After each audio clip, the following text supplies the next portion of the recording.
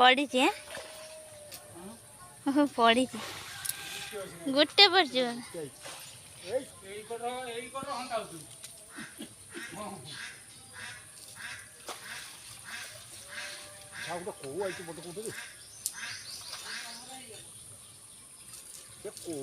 କୋଉ 500 ଟଙ୍କା ମିଳିବ କୋଉ ଜାଗା ଏବେ ଆଉ ଜାଗା ପଳେ ପଳେ ପଳେ ପଳେ ପଳେ ପଳେ ଯା ସେଟା ପଛର ପଛର ମୁଁ ଆଉ ତ ଭାତ ଖାଇଲା ଦିବି ନା ପଛର ରଖିବି ବିଲା କଥା ମୁଁ ତ ପଳେଇ ଥାନ୍ତି ବିଲକୁ ଆଉ ବିଲ କେ ଚାଷ ଆଚ୍ଛା ଆଚ୍ଛା ଆଚ୍ଛା ଏବାଟ ବିଲ ଆସ ଏବାଟ ବିଲ ସେ ସମତେ କୋ ଏଟା ଦେଇଦେ ଭାତ ଖାଇବ ଛାନି ଆଉ ଏଟା ବଡ ଅଛି ବେ ଓଜନ କରିବ ହଁ ମୁଁ ପଡା ଖାଏ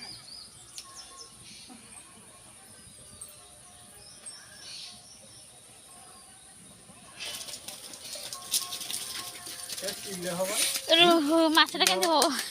ଦେଖ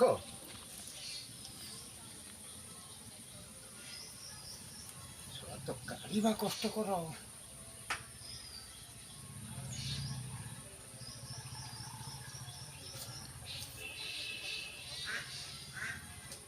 କାଢ଼ିବା କଷ୍ଟ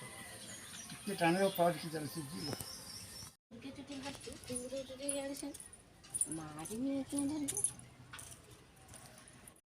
ରାଗିବନି ଯେ ଆମେ କିଛି କରିବା ରାଗୁଛ ନା କ'ଣ କହୁଛ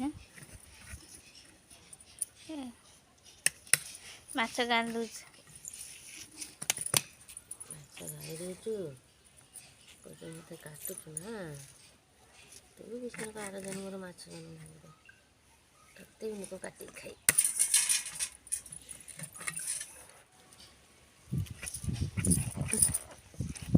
ବାବା କିସ ଧାର କରୁଛନ୍ତି ନା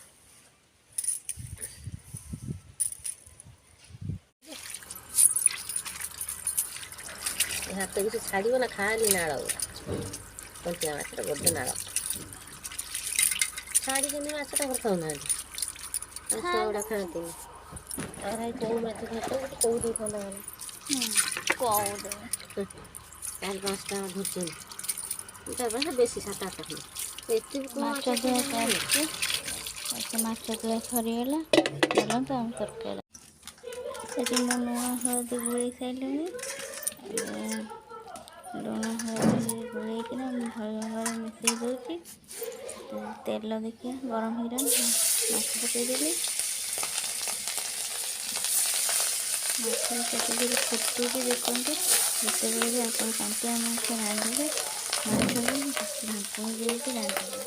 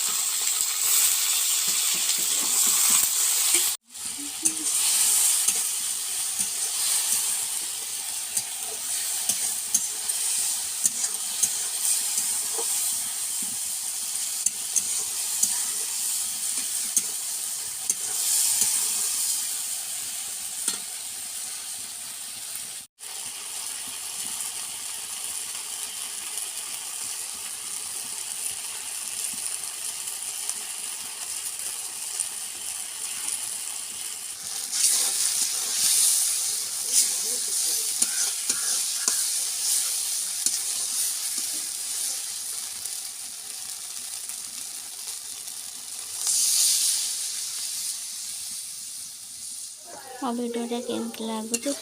ଯଦି ଆପଣ ସବସ୍କ୍ରାଇବ୍ କରିନାହାନ୍ତି ତାହେଲେ ସବସ୍କ୍ରାଇବ୍ କରିନିଅନ୍ତୁ ଲାଇକ୍ କରନ୍ତୁ ଆଉ ଆଗକୁ ଏମିତି ଅନେକ ଭିଡ଼ିଓ ମୋର ଦେଖିବାକୁ ପାଇବେ ତରକାରୀ ଫୁଟିଗଲାଣି ମାଛ ପକାଇବା ଜାଣନ୍ତୁ